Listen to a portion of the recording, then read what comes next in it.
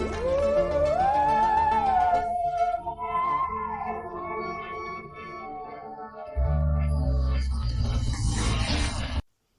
To the तार education friends. तार education में आप सभी का स्वागत है।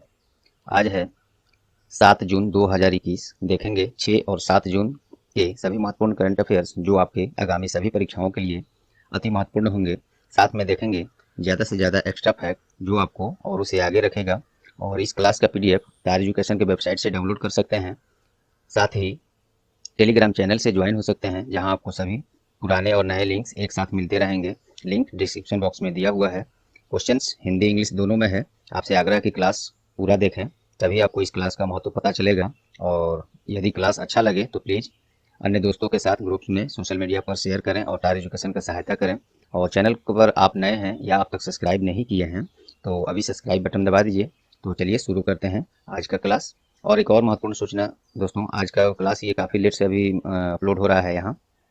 तो इसका कारण था वेबसाइट, तार एजुकेशन का वेबसाइट अचानक वर्क करना, कुछ उसमें तकनीकी खराबी आ गई है। उसी को सही करते करते अभी सही भी नहीं हुआ और इधर ये भी लेट हो गया। तो अभी वेबसाइट हो सकता है आप लोग खोलेंगे, वेबसाइट अभी सही से खुल नहीं रहा है। रिडायरेक्ट कहीं गलत एरर पेज आ जा रहा है, तो उसको सही किया जा रहा है। आप लोग तब तक इसका PDF हम स्पेशल उसका एक अलग सेक्शन से हम लिंक देंगे इसी वीडियो के डिस्क्रिप्शन में, वहाँ से आप लोग डाउनलोड कर सकते हैं।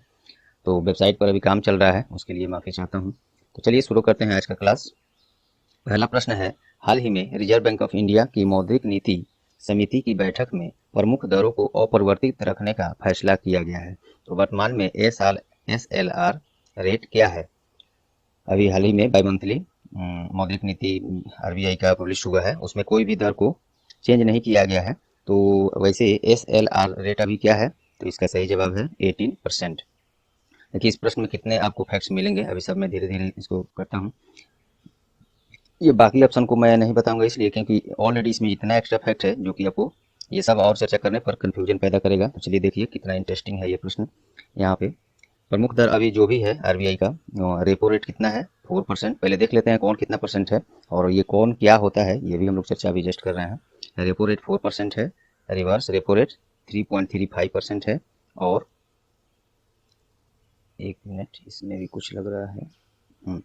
बैंक रेट और MSF जिसे मार्जिनल स्टैंडिंग फैसिलिटी कहते हैं, ये है 4.25%। CRR जिसे कैश रिजर्व रेशियो बोलते हैं, वो है 4%। और SLR जो स्टैट्यूटरी लिक्विडिटी रेशियो, ये है 18%, वही प्रश्न में भी था। और RBI का मुख्यालय कहाँ है? मुंबई है। इसका स्थापना 1 अप्रैल 1935, नेशनलाइजेशन 1 जनवरी 1949। गवर्नर कौन है? शक्तिकांत दास, जो कि 25वें टर्म के हैं। और RBI में 4 उप गवर्नर होते हैं, तो ये हैं Mahesh Kumar Jain, Michael Devvrat Patra, Michael D Patra भी बोलते हैं इनको, M राजेश्वर राव, T रवि शंकर, ये नए बनाए गए हैं। अब चलिए देखते हैं रेपो रेट क्या होता है, रिवर्स रेपो रेट क्या होता है, ये सब चर्चा कर लेते हैं। तो रेपो रेट क्या होता है? इस पर जब बैंकों को, जो भी भारत में बैंक काम कर रहे हैं, बैंकों को जब पूंजी की आवश्यकता होती है तो RBI से शॉर्ट टर्म के लिए, ज़्यादा समय के लिए नहीं, शॉर्ट टर्म के लिए 1 से 14 दिन ऐसे करके ऋण लेते हैं RBI से। तो उस पर ब्याज लेता है RBI। तो जिस दर पर वो ऋण देता है बैंकों को RBI, उसी दर को बोलते हैं रेपो रेट। तो ये आपको क्लियर हो गया होगा। अब चलिए रिवर्स रेपो रेट क्या होता है, और ये शॉर्ट टर्म के लिए होता है, थोड़े दिनों के लिए होता है। और रिवर्स रेपो रेट क्या होता है? जब बैंकों के पास अपनी कारोबार करने के बाद शेष जो अपनी आवश्यकता से अधिक हो जाती है पूंजी, एसेट्स, तो उसको बैंक क्या करते हैं, बैंकों द्वारा RBI के पास रख दिया जाता है। तो उसके एवज में RBI उस पैसे पर ब्याज देती है। तो जिस दर पर ब्याज देती है वो दर होता है रिवर्स रेपो रेट। इस पर, इसमें क्या होता है, RBI खुद पैसा देता है और उस पर ब्याज लेता है। और रिवर्स रेपो रेट में बैंक जब पैसा एक्स्ट्रा होता है तो RBI में रख देते हैं, तो उस पर RBI ब्याज खुद देता है। तो वो होता है रिवर्स रेपो रेट। अब चलिए बैंक रेट क्या होता है? तो बैंक रेट भी वही है। इसमें भी बैंकों को जब पूंजी की आवश्यकता होती है एसेट्स की, तो वो RBI से ऋण लेते हैं, लेकिन ये लॉन्ग टर्म के लिए लेते हैं। उसमें क्या था, शॉर्ट टर्म के लिए लेते थे, और ये लॉन्ग टर्म के लिए लेते हैं। तो ये है बैंक रेट। और इस पर जो RBI ऋण देता है उस पर भी ब्याज लेता है, और ये लॉन्ग टर्म के लिए होता है, जो कि 4.25% है। अब है MSF, वो भी 4.25% ही अभी है। MSF मार्जिनल स्टैंडिंग फैसिलिटी, ये क्या होता है?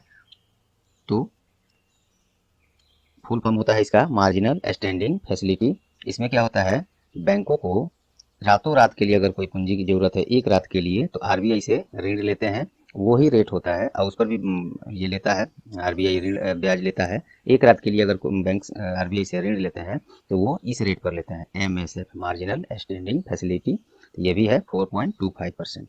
अब चलिए ये क्लियर हो गया। सीआरआर क्या होता है? कैश रिजर्व रेशियो, जिसको हिंदी में नकद आरक्षित अनुपात बोलते हैं।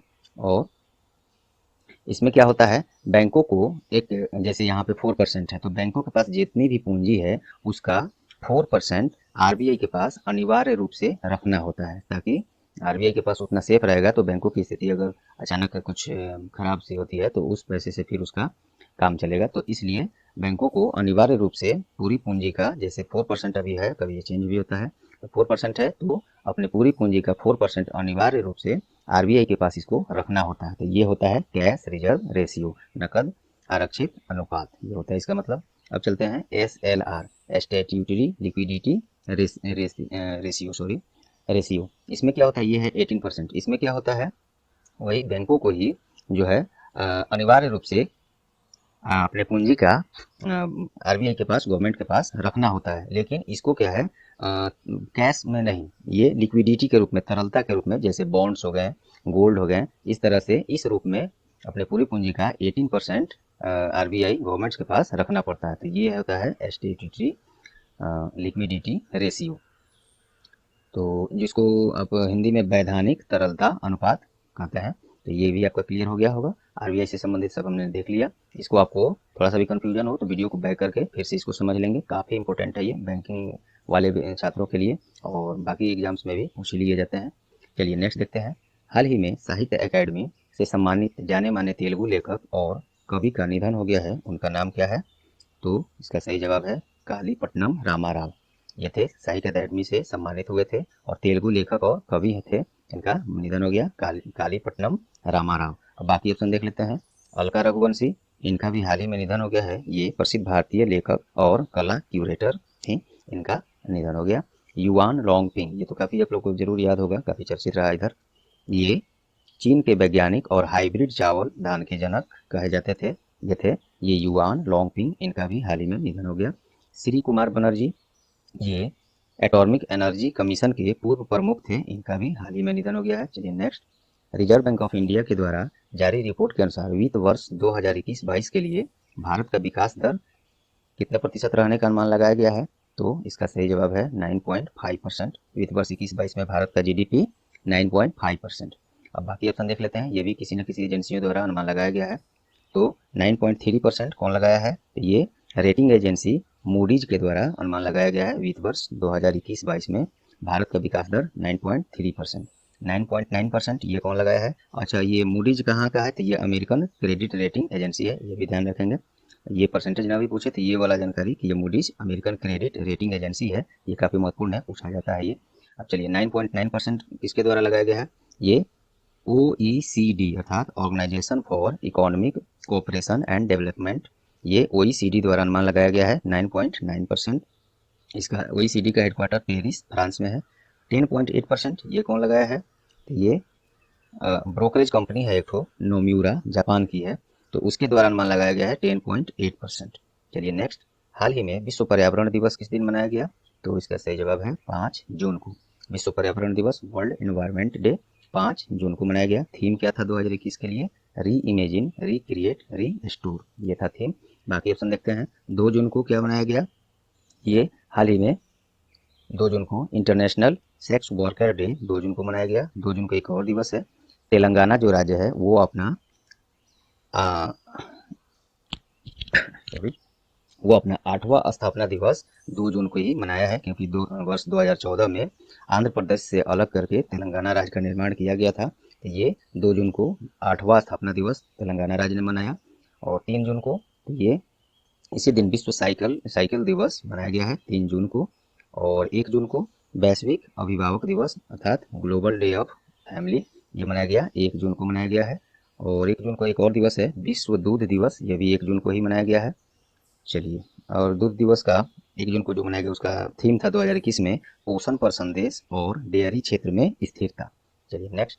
लद्दाख के उपराज्यपाल के द्वारा विद्यार्थियों को डिजिटल लर्निंग के लिए प्रोत्साहित करने के लिए कौन सा योजना लॉन्च किया गया है? तो ये युवा टैब ये एक लर्निंग योजना लॉन्च किया गया है डिजिटल लर्निंग के लिए वहाँ के विद्यार्थियों के लिए। और लद्दाख के लेफ्टिनेंट गवर्नर कौन है? RK माथुर, राधा कृष्ण माथुर। बाकी ऑप्शन देख लेते हैं। उड़ान क्या है? ये भी चर्चा में हाल ही में रहा है। तो पंजाब सरकार द्वारा हाल ही में एक योजना शुरू किया गया, उसका नाम है उड़ान। इसके अंतर्गत प्रत्येक महीने महिलाओं को मुफ्त में सैनिटरी पैड प्रदान किया जाएगा। ये है उड़ान योजना, पंजाब सरकार।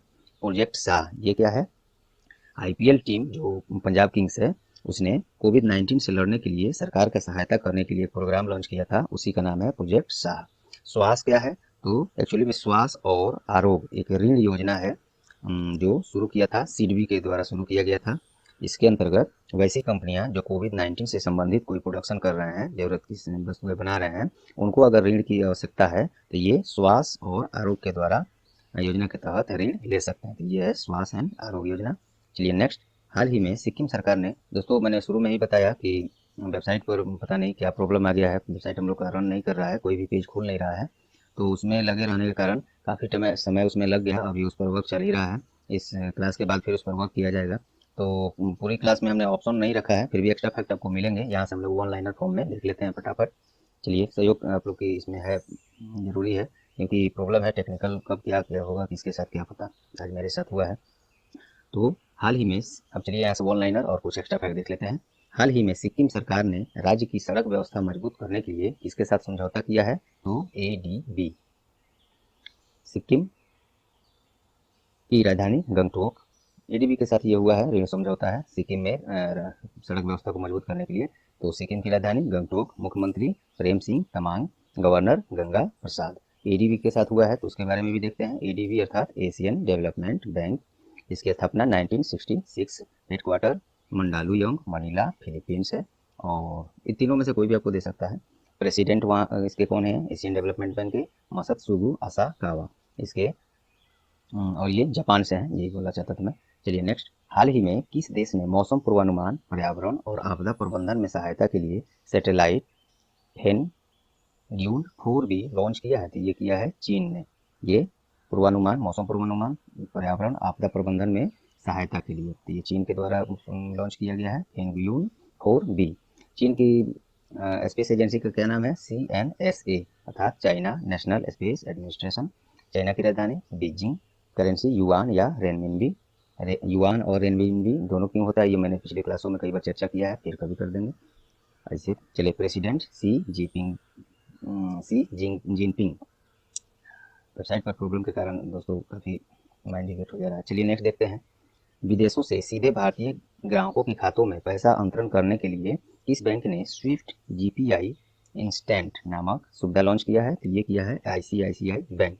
स्विफ्ट का मतलब क्या होता है? Society for world wide interbank financial telecommunication. जैसे हम लोग भारत में पैसा ट्रांसफर करने के लिए IFSC कोड का प्रयोग करते हैं, जिसके तहत जाता है पैसा, क्योंकि IFSC कोड में सबसे पहले बैंक के बाद कौन ब्रांच है, कहाँ एड्रेस है, और उस ब्रांच में कौन सा अकाउंट है तो अकाउंट नंबर दिया जाता है, उससे वो एड्रेस होता है वहाँ पहुँच जाता है। तो उसी तरह, ये तो भारत की बात हो गई, उसी तरह विदेशों से अगर पैसा मंगाना है तो उसके तहत विदेशों से जब पैसा भारतीय केंद्रीय बैंक में या बैंक में आता है तो वहाँ पे भी एक कोड की ज़रूरत होती है, वही है स्विफ्ट, जिसका फुल फॉर्म होता है Swift society for world wide interbank financial telecommunication. इसी कोड के द्वारा विदेश से पैसा आता है।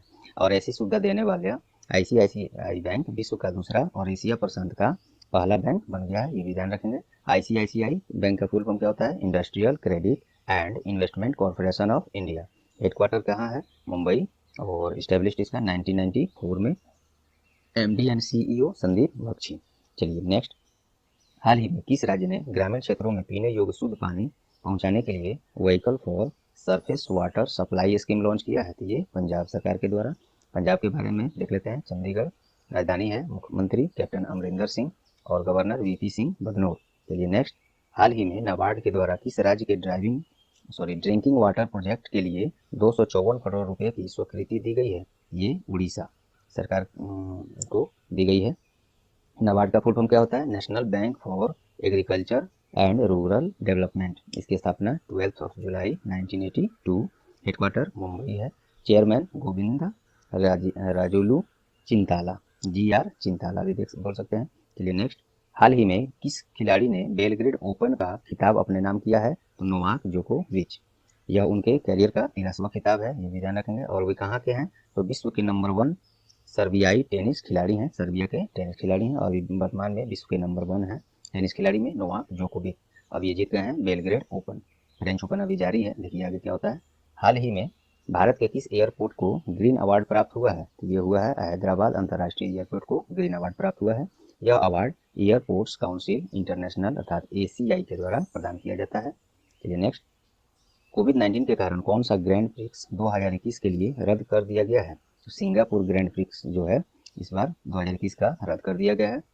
चलिए नेक्स्ट, केंद्रीय वित्त और कॉर्पोरेट राज्य मंत्री, ये राज्य मंत्री हैं क्योंकि वित्त मंत्री तो निर्मला सीतारमण है, तो ये केंद्रीय वित्त और कॉर्पोरेट राज्य मंत्री अनुराग ठाकुर जो हैं उनके द्वारा निवेशक शिक्षा और संरक्षण कोष प्राधिकरण अर्थात IEPFA की लघु फिल्मों की 6 मॉड्यूल किस शीर्षक से लॉन्च किया गया है? इसका है शीर्षक रखा गया है हिसाब की किताब।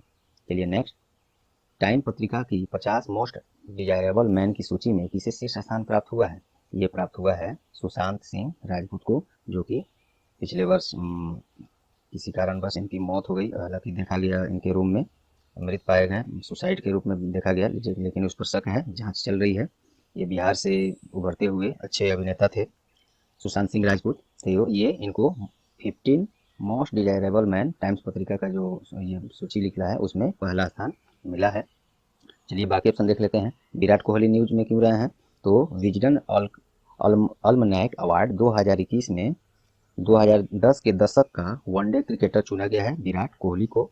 और ये विजडन अल्मनैक अवार्ड को बाइबिल ऑफ क्रिकेट भी कहा जाता है इस अवार्ड को। तो ये मिला है, चुने गए हैं विराट कोहली।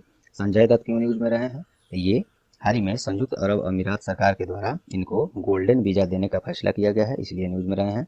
डेविड डियोप ये न्यूज में क्यों रहे हैं?